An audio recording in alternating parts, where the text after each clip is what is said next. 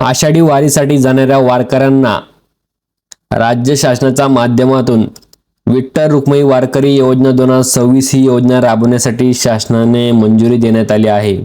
तर नमस्कार मित्रांनो, मी अजय धनगर, स्वागत आहे आपल्या महाराष्ट्र अपडेट या यूट्यूब चॅनलमध्ये।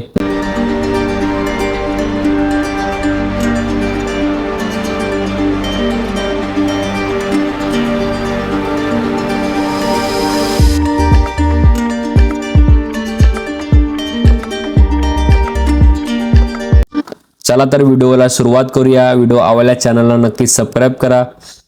मित्रांनो, आपण पाहिले की जेजुरी येथे दुर्घटना घडली, वारकरी महिला यांचा मृत्यू झाला। अशा अनेक प्रकारे वारीमध्ये दुर्घटना होत राहतात। त्यामध्ये शासनाने निर्णय घेऊन विठ्ठल रुक्मिणी वारकरी योजना 2026 ही योजना राबवण्यासाठी शासनाने यावर्षी मंजुरी देण्यात आली आहे। त्याच्याबद्दल काय माहिती आहे, चला माहिती आपण GR मध्ये बघूया। मित्रांनो, क्षेत्र पंढरपूर वारीसाठी येणाऱ्या वारकऱ्यांसाठी विठ्ठल रुक्मिणी वारकरी योजना 2026 ही योजना महाराष्ट्राचे आराध्य दैवत श्री विठ्ठल रुक्मिणी पंढरपूर येथील वारीसाठी येणाऱ्या वारकऱ्यांसाठी दिनांकापासून ते वारी समाप्त होण्याचा दिनांकापर्यंत नैसर्गिक मृत्यू व्यतिरिक्त तसे आत्महत्या, विषबाधा, खून वगळून केवळ अपघाताने अथवा दुर्घटनेत मृत्यू पावलेला अथवा जखमी झालेल्या वारकऱ्यांसाठी आपत्तीमध्ये मृत्यू झाल्यास निकटचा वारसदारास तसेच अपंगत्व आल्यास जे वारसदार आहेत त्यांना शासनाच्या माध्यमातून मदत जारी करण्यात येईल।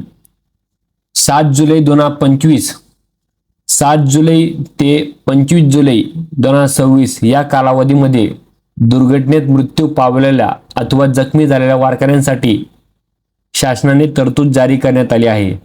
त्याच्यामध्ये अपघातामध्ये मृत्यू पावल्यास त्यांच्या निकटवर्तीयांना 4 लाख रुपये अनुदान शासनाकडून भेटेल।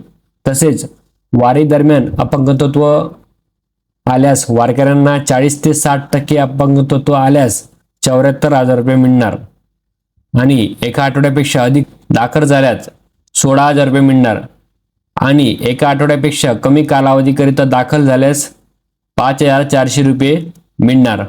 अशा प्रकारे 2026 करिता पंढरपूर वारी पायी अथवा खाजगी सार्वजनिक वाहनाने येणाऱ्या वारकऱ्यांसाठी हा नियम लागू आहे। आषाढी वारीसाठी 2026 करिता पंढरपूर येथे गेलेल्या संबंधित सर्व वारकरी तहसीलदार यांचे प्रमाणपत्र अर्जासोबत जोडणे आवश्यक राहील। अशा प्रकारे या स्वरूपाने प्रमाणपत्र मागणीनुसार संबंधित वारकरी अथवा त्यांचे वारसदार यांना निर्गमित करावे। हा GR जर तुम्हाला बघायचा असेल तर www.maharashtragovernmentin.com या संकेतस्थळावर जाऊन तुम्ही बघू शकता। दिनांक 7 जुलै 2025 हा कालावधी आहे। या दरम्यान कोणी मृत्यू पावल्यास, काही घटना घडल्यास शासन तुम्हाला पैशाची मदत ही जारी करण्यात आली आहे।